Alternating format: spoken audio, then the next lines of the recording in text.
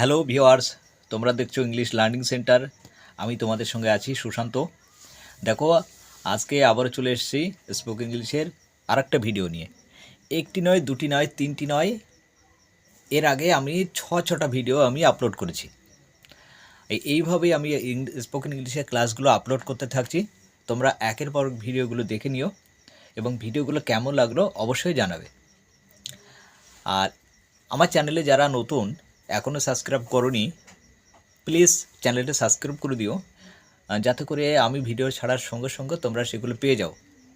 আর যারা সাবস্ক্রাইব করেছো তাদেরকে অসংখ্য ধন্যবাদ আমার পাশে থাকার জন্য। তা চলো ভিডিওটা শুরু করা যাক। দেখো, আজকে কী নিয়ে স্পোকেন ইংলিশ ক্লাসটা, অতীতকাল অর্থাৎ পাস্ট টেন্স। এই অতীতকাল অর্থাৎ পাস্ট টেন্স নিয়ে স্পোকেন ইংলিশ অর্থাৎ কনভারসেশনের মাধ্যমে স্পোকেন ইংলিশ শেখানো হবে।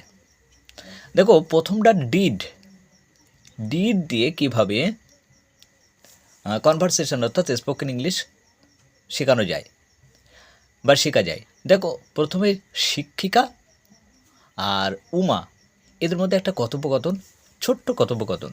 দেখো, শিক্ষিকা বলছে, তুমি কি কাল খুব তাড়াতাড়ি ঘুম থেকে উঠেছিলে? Teacher, did you get up early yesterday? Uma উত্তর বলছে, হ্যাঁ দিদিমণি, আমি সকাল সকাল উঠেছিলাম। অর্থাৎ Uma, yes madam, I got up early. তারপর শিক্ষিকা উত্তর বলছে, তুমি পাউরুটি আর মাখন খেয়েছিলে? Teacher, did have you bread and butter? দেখো, তারপরে আসছি ওয়াজ ওয়ারতে কীভাবে স্পোকেন ইংলিশ শেখা যায়। দেখো, এখানেও শিক্ষক আর রমেশের মধ্যে ছোট্ট একটা কথোপকথন অর্থাৎ conversation.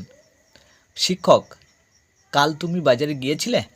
Teacher, were you go out for shopping yesterday? Ramesh উত্তর বলছে, হ্যাঁ মাস্টারমশাই, গিয়েছিলাম।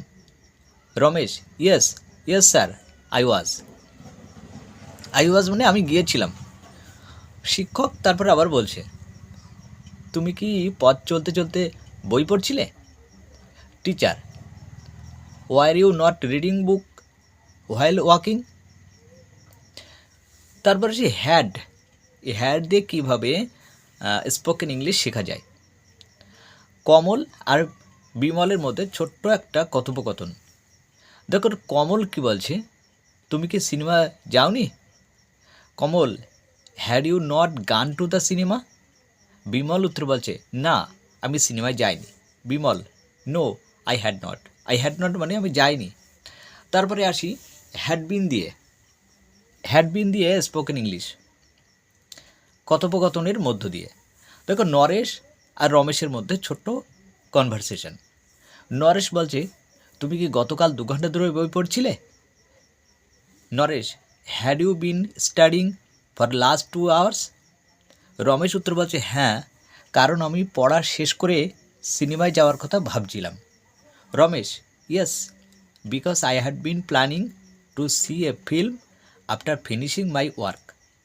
তাহলে বোঝা গেল বিষয়টা কীভাবে পাস্ট টেন্স অর্থাৎ অতীতকালের মধ্য দিয়ে কীভাবে কনভারসেশন এর মধ্য দিয়ে স্পোকেন ইংলিশটা শেখা যায়। তা ভিডিওটা আজকে পর্যন্ত থাকলো। তোমরা যারা নতুন, চ্যানেলটা অবশ্যই সাবস্ক্রাইব করে দিও। তোমরা ধাপে ধাপে এইভাবে ভিডিওগুলো পেয়ে যাবে। আর ভিডিওটা কেমন লাগলো একটা লাইক এবং কমেন্ট করে অবশ্যই জানাবে।